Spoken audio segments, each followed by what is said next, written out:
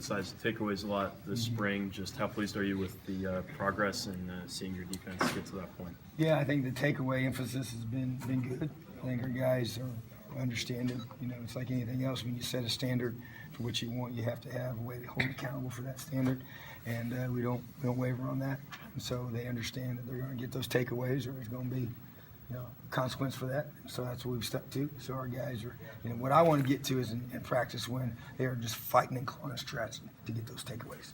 And they know exactly where we're at during practice, how many we got, how many we need. They're talking to each other, and it just becomes, you get what you emphasize. So I thought we had a good day today getting those. Had a big pick six there in the team period at the end, which was huge. And what you got to do is win games. Coach Wilson mentioned that the defense played well in the scrimmage. Do you want to add to that? Yeah, I thought that it was a good day for, especially being the first one that we've had, with our new system, and I thought the kids competed well.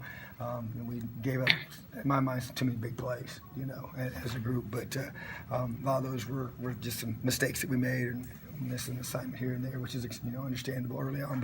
But yeah, I think that the effort's been great. The want to, we just got to be able to get mentally tougher. Physically, mentally tougher in my mind, and that's my challenge. We keep preaching to them every single day, but it's a process of getting the culture changed. It's a process of getting the mentality changed, and it's a battle that we're going to fight every day. Where do you see the development of the secondary? Where does it need to be? Yeah, I mean, obviously, and all three levels have to be strong. I think the secondary is one that's was so young last year, and then we still got several guys that I strongly believe will be in the mix that are not able to be out there. So it's been great for all those other guys to get reps, and to me it's a position of technique and confidence, and you got to have thick skin back there. You're going to make some plays. They're going to catch some balls on you.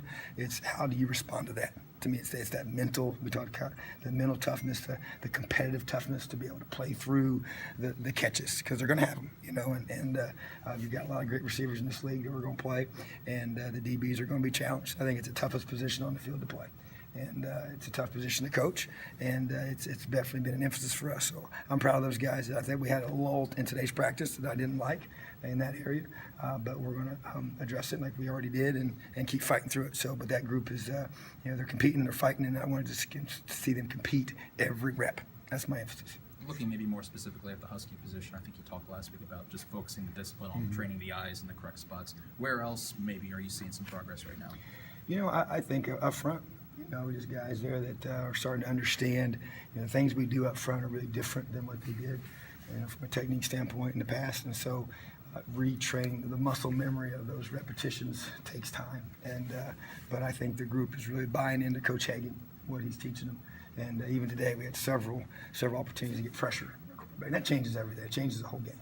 You can sit back here, anybody can sit back here and throw to receivers and Skelly and without the pressure. So the pressure has to be there. So I think that's been a big area. And then I think the linebackers as well. It's a group that just different guys, that I've been pleased with, have stepped up and we're just learning the reads and the keys and just having the confidence to run the show. And just to have that swagger about you. If something's not right, you fix it. Guy up front doesn't line up right, you move him. And because you basically, when they don't line up right up front, it's on you.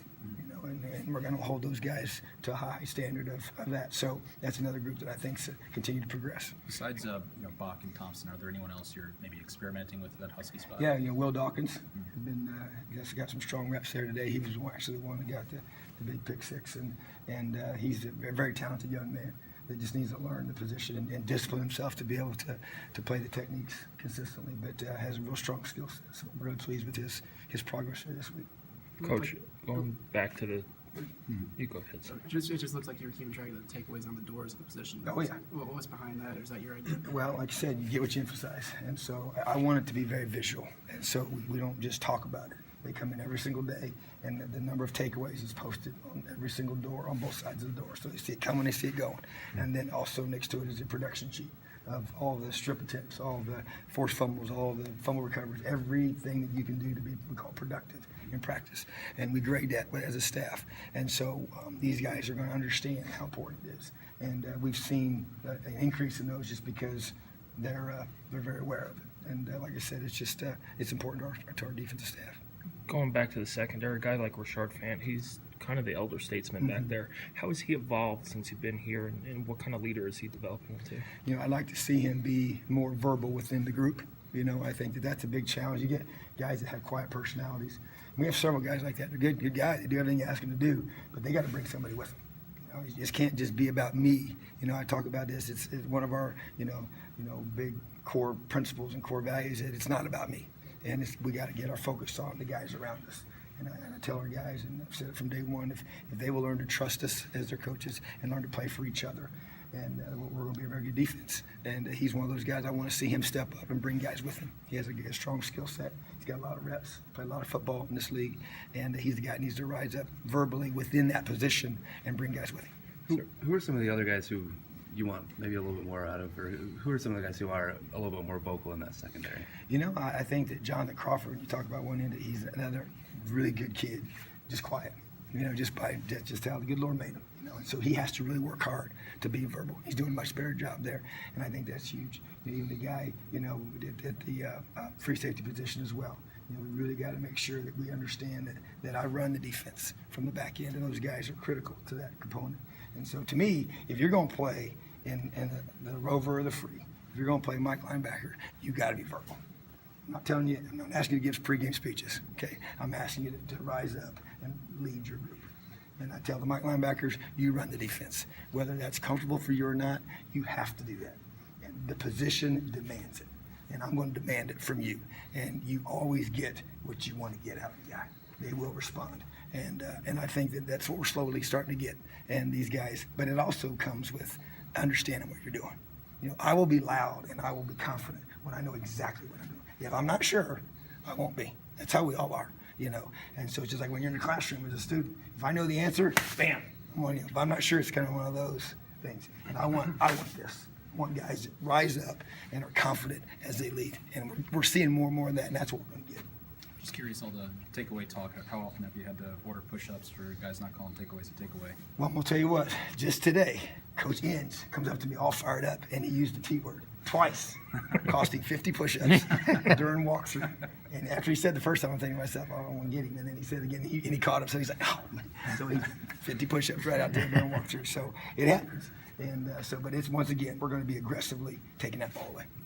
Just in terms of the 4-2-5 scheme and everything, what's your sense of the progress these guys made in terms of getting acclimated to the new scheme over the last few weeks? I think it's been pretty good. You know, we've kept it, pretty simple, which is good. We're just trying to get the key components to it, all the core principles. And we have a lot of carryover in our system where we can add things and it's not going to be a major change for them.